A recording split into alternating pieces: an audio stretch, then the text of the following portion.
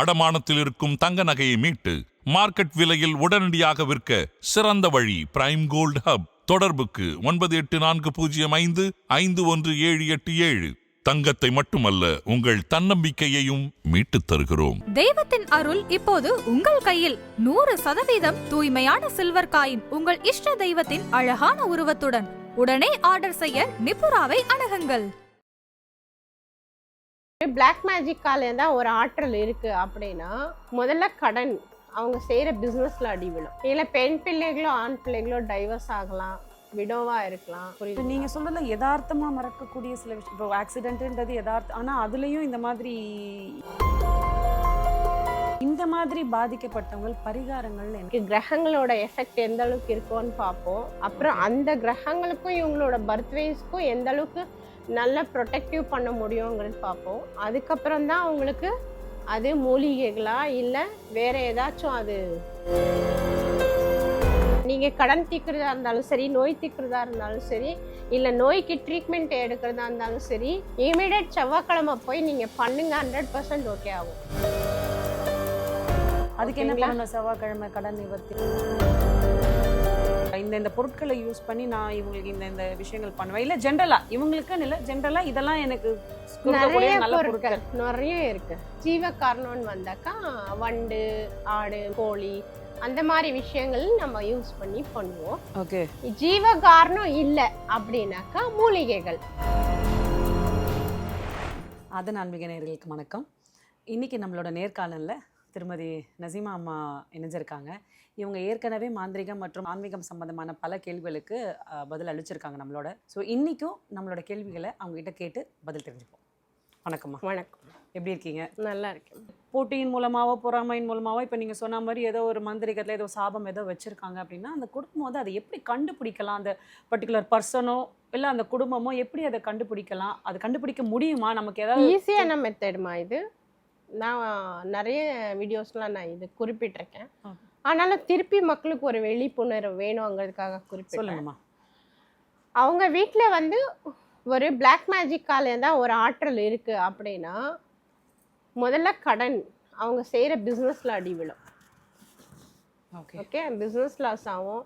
அப்புறம் தான் health issues வரும். ஹெல்த் இஷ்யூஸ் வரும்போது அவன் கடனுக்கு போவான். ஓகே, அப்புறம் அதுலேருந்து மீண்டு வர மாட்டான். அப்புறம் வந்து அவங்க வீட்டில் யாராச்சும் துர்மரணம் அடையலாம். அது விபத்துகளாக இருந்தாலும் சரி, அட்டாக்காக இருந்தாலும் சரி, இல்லை சூசைடாக இருந்தாலும் சரி, இல்லை பெண் பிள்ளைகளோ ஆண் பிள்ளைகளோ டைவர்ஸ் ஆகலாம், விடோவாக இருக்கலாம். இப்போ நீங்கள் சொல்கிறதுல யதார்த்தமாக மறக்கக்கூடிய சில விஷயம், இப்போ ஆக்சிடென்ட்ன்றது யதார்த்தம், ஆனால் அதுலேயும் இந்த மாதிரி இதுக்குள்ளே அடங்கியிருக்கிறது தான் அங்கே நடக்கிறது.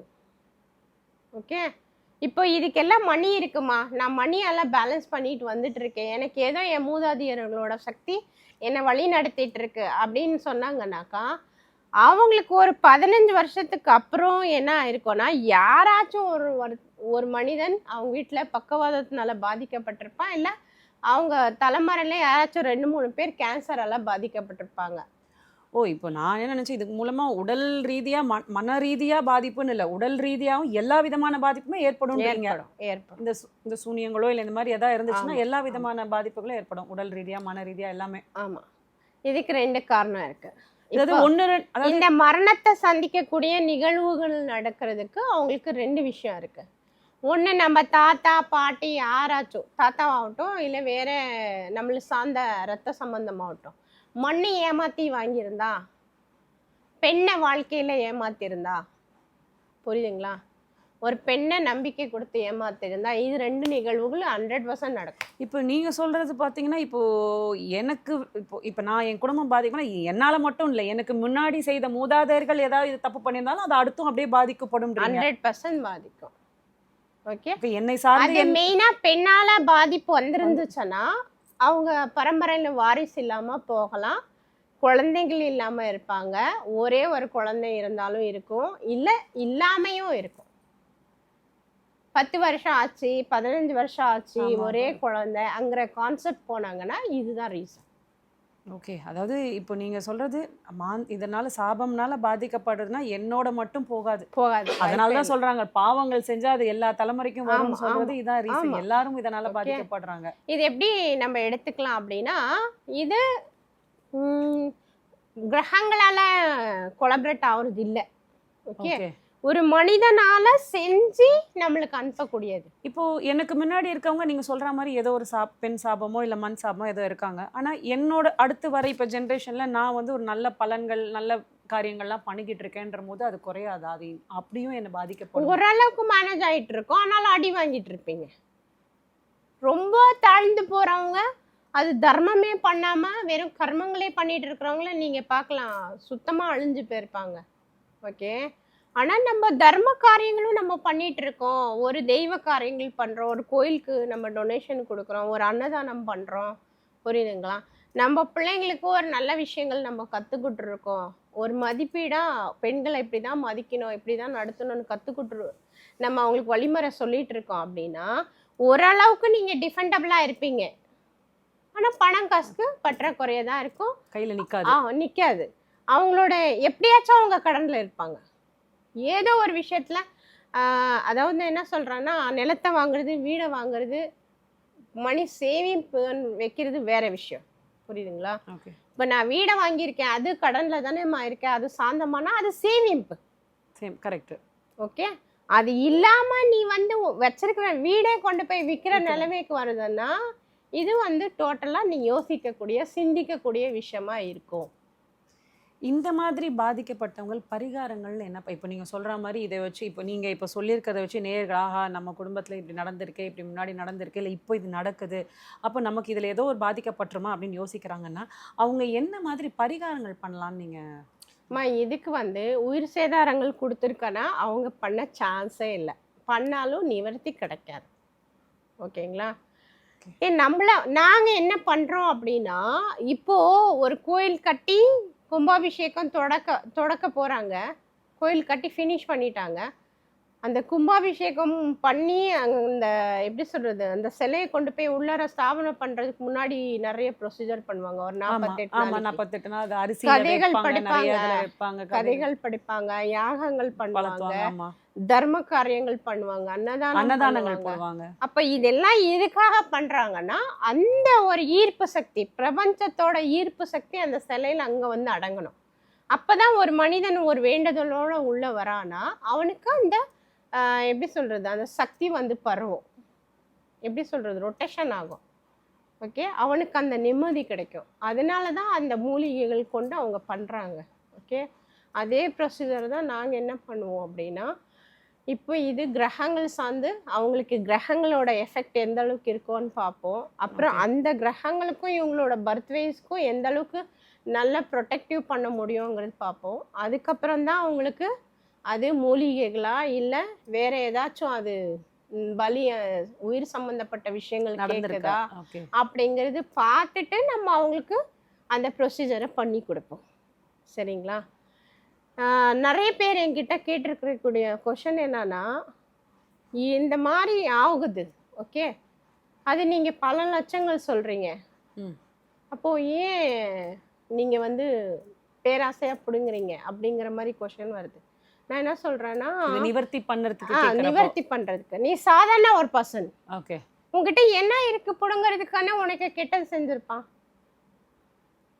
கரெக்ட். நான் கேக்குறது புரியுதுங்களா? அதுக்கு தான் ஃபர்ஸ்டே சொன்னேன், உன்கிட்டயே ஒண்ணும் இல்ல ஆனாலும் உனக்கு வச்சிருக்கா, உன்கிட்ட என்ன எடுக்க போறா? ஓகே, அப்போ நீ ஏதோ தவறு பண்ணிருக்கேங்கிறது நீ உணரணும். சிம்பிளான விஷயங்கள். ரொம்ப ஏழமா நான் எனக்கு டைவர்ஸ் நடக்க போகுது அப்படின்னா அந்த டைவர்ஸ் நடக்கிறதுக்கு உன் வாயா காரணம் கூட இருக்கலாம், இல்லோட உன்னோட ஆக்டிவிட்டிஸ் சரியில்லாமல் இருக்கலாம், நீ சரியாக ப்ரொடெக்ட் பண்ணாமல் இருக்கலாம். புரியுதுங்களா? அதாவது ரெண்டுமே பார்ட்னரில் வந்து ரெண்டுமே கரெக்டாக இருந்தால் தான் கரெக்ட் நம்மளுக்கு அந்த ஃப்யூச்சர் நல்லா இருக்கும். ஓகே, சில பெண்கள் பார்த்தீங்கன்னா பயங்கர பேராசையில் தான் இருப்பாங்க, எனக்கு இது இருந்தால் தான் நான் கல்யாணம் பண்ணுவேன்பாங்க. ஓகே, நான் என்ன சொல்கிறேன், சேர்ந்து அன்பாக மெயின்டைன் பண்ணுங்க, அதை நீங்கள் இன்க்ரீஸ் பண்ணி கொண்டுட்டு போங்க. ஏன் நம்ம அப்பா அம்மா தான் பண்ணியிருக்காங்க. யாருமே வந்து பிறந்த உடனே எல்லாம் வச்சுக்கிட்டு பிறக்க மாட்டாங்க. ஏழையாக இருக்கவன் இப்போ பணக்காரனாக இருக்கான், பணக்காரனாக இருக்கான் ஏழை ஆகிறானாக்கா அவனுக்கு யாரும் அவனை அடி கொடுத்துருக்காங்கன்னு அர்த்தம். ஓகே. அதாவது நீங்கள் திரும்ப கேட்கறதுனால எனக்கு ஒரு சந்தேகத்தில் கேட்குறேன். இப்போ உழைப்பு சார்ந்த ஒரு விஷயங்கள், இப்போ நீங்கள் சொல்கிறதுல ஒரு உழைப்பு சார்ந்த ஒரு விஷயமும் இருக்குது. ஒருத்தவங்க ஒன்றுமே எதுவுமே இருந்திருக்காது, ஆனால் உழைத்து ஒரு இடத்துல மேலே வந்திருப்பாங்க. அது மொத்தமும் அவனோட உழைப்புக்கு கிடைச்ச கிரெடிட்டாக இல்லாமல் சில சமயம் நீங்கள் சொல்கிற மாதிரி யாரோ ஒருத்தவங்களை வச்சு தான் அவனை நிறையா பண்ணியிருக்காங்க அப்படின்னு அதை சொன்னால் அது அவரோட உழைப்புக்கு அது இதுவாயிடாது. உழைப்புனால தான் வந்திருக்காங்க அப்படின்னு நம்மளால சொல்ல முடியாதா? உழைப்பை பறிச்சுக்கிறாங்களேம்மா, அந்த உழைப்பை பறிச்சுக்கிறது தான் பேராசைன்னு சொல்கிறேன் நான். என் கூடவே இருக்கீங்க, என் உழைப்பு பார்த்துக்கிட்டீங்க, ஐயோ இவன் மட்டும் வளர்றானே நான் வளரவே இல்லையேன்ட்டு என்ன மாதிரி ஆட்கள் தேடி போயிட்டு உனக்கே ஆஃப் வச்சுருவாங்க. இப்போ உனக்கு நீ உழைச்சி சம்பாரிச்சிட்டு இருக்கிறதெல்லாம் நான் எனக்கு கிரெடிட் ஆகிடும். அதாவது அந்த காலத்தில் தர்மம் தலை காக்கும், இதை பண்ண அதை பண்ண. நிஜமாவே என்ன சொல்றீங்க, நம்ம கரெக்டாக நல்லது பண்ணி பாவங்களை கம்மி பண்ணாலே இந்த மாதிரி பிரச்சனைகள் வர நீங்கள் கம்மியாக இருக்கும். கம்மியாக இருக்கும். 14 பொறாமை மூலமா யாராவது பண்ணா நம்மளால ஒன்றும் பண்ண முடியாது, ஆனால் கம்மியாக இருக்கும். அதுக்கு தான் நான் என்ன சொல்றேன்னா, இப்போ முக்கால்வாசி உங்களால இப்போ கற்பழிச்சு கொள்ற ஆன்மாக்களோ இல்ல பேராசை பிடிச்சி நம்மள ஒரு விஷயத்த செய்யறோம்னாக்கா அவனுக்கு நம்ம செய்யன்னு தூண்டி விடல. ஓகே, அவன் தீய செயலால அவன் கர்மங்களால அதை செய்யறான். ஓகே, செஞ்சுட்டு அவன் சும்மா இருக்கான்னு நினைக்கிறீங்களா? இருக்க மாட்டான். வித்தின் செகண்ட் நம்மள மாதிரி யாரு ப்ரொடெக்ட் பண்றவங்க இருக்காங்களோ அவங்க கிட்ட போயிட்டா அந்த ஆன்மா அவனை எதுவும் பண்ணக்கூடாதுன்னு ப்ரொடெக்ட் பண்ணி வச்சிருப்பான். அப்ப அந்த ஆன்மா எங்கேருந்து வெளியில வர யாருக்கு பதில் சொல்லும்? எப்படி பழி வாங்காது. ஏன்னா அதுவே ஒரு கண்ட்ரோல்ல போயிடுச்சு, ஒரு அண்டர் கண்ட்ரோல்ல போயிடுச்சு. அப்புறம் அது எப்படி வெளிப்படும்? அப்படிலாம் பண்ணுவாங்களா? 100% பண்ணிட்டு தான் இருக்காங்க. நான் என்ன சொல்றேன்னா, சிம்பிளா ஒரு 25,000 ரூபாய் வச்சாலே தீய வேலைகள் செய்ய முடியும், தீயங்களை நம்ம ப்ரொடெக்ட் பண்ணிக்க முடியும். புரியுதுங்களா? அதே அந்த தீயதை அழிக்கிறதுக்கு நம்ம போனோம்னா தான் நம்மளுக்கு நல்லது செய்கிறவங்களுக்கு எஃபெக்டிவ் ஜாஸ்தியாக இருக்கும். நம்ம அடி வாங்குவோம், கஷ்டப்படுவோம், அதனால நிறைய நாள் நம்மளோட பாதிப்புகள் இருக்கும். ஓகே, அதெல்லாம் தாங்கிக்கிட்டு தான் அவங்கள நம்ம ப்ரொடெக்ட் பண்ணி கொடுப்போம். ஸோ இப்படி நீங்கள் பண்ணக்கூடிய ப்ரொடெக்ட் பண்ணி கொடுக்குற அந்த மாந்திரீகத்துக்கு ஏதாவது குறிப்பிட்ட நாளோ இல்லை குறிப்பிட்ட நேரமோ இப்படி ஏதாவது இருக்கா? அதாவது இப்போ நான் எனக்கு ஒரு பிரச்சனை ஏதாவது சொன்னாலும் நீ இன்னைக்கு சொல்லிட்டப்பா, ஆனால் உனக்கான அந்த வேலைகள் இந்த நாளில் இந்த நேரத்தில் தான் நான் பண்ணுவேன் அப்படின்ற மாதிரி ஏதாவது பர்த்டேஸ்க்கு ஏற்ற மாதிரி நாள் கிழமை இருக்கும். ஓகே, ஃபர்ஸ்ட் ஆஃப் ஆல் நீங்கள் இந்த கொஷனுக்காகவே நான் ஒரு விஷயம் சொல்கிறேன்.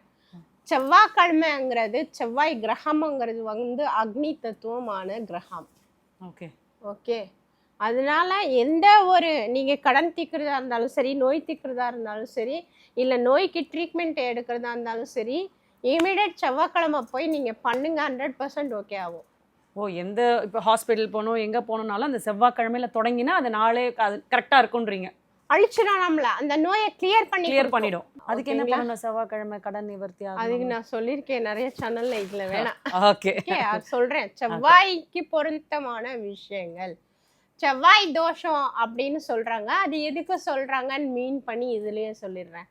அந்த செவ்வாய் அக்னி கூடியது. செவ்வாய் தோஷம் இருக்கிற பொண்ணை கட்டினா கணவர் இறந்துடுறாங்கன்னு சொல்லியிருக்காங்க. அதுக்கு மீனிங் இதான். ஓகே, அப்போ செவ்வாய் தோஷம்ல இருக்கிற பொண்ணுக்கு செவ்வாய் கிரகம் இருக்கிற மாப்பிள்ளையை தான் கட்டணுங்கிறாங்க. அப்படி இல்லை, செவ்வாய் தோஷம் இருக்கிற பொண்ணை தயவு செஞ்சு அக்னியில நீர் தத்துவம் இருக்கிற ராசிக்கு நம்ம கல்யாணம் பண்ணோம்னா அந்த கணவன் மனைவி நல்லாவே இருப்பாங்க. ஓகேங்களா? அது நீரங்கிறது அணைச்சிக்கும். புரியுது. ஓகேங்களா?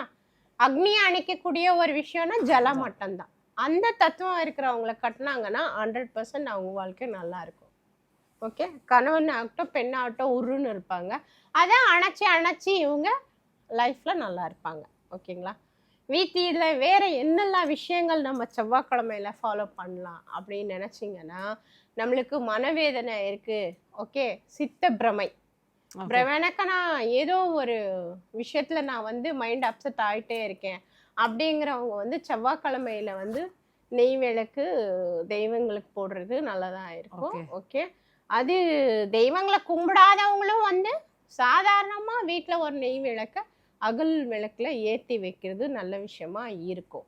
அது பிரம்ம முகூர்த்தத்துல பண்ணலாம், இல்லை சாயங்காலம் ராகு காலத்துல பண்ணலாம். ராகு காலத்துல விளக்கு ஏற்றலான்றீங்க.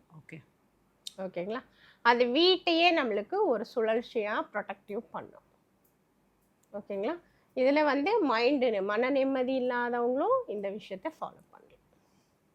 இப்போ நீங்கள் சொல்கிறது பிரகாரம் இப்போ நான் எனக்கு ஒரு பிரச்சனைன்னு வந்து அவங்களோட பர்த்து கிரகங்கள் என்ன இதுன்றதை பார்த்துட்டு நீங்கள் அதுக்கேற்ற மாதிரி நாட்கள்லாம் குறிப்பிடுறீங்க.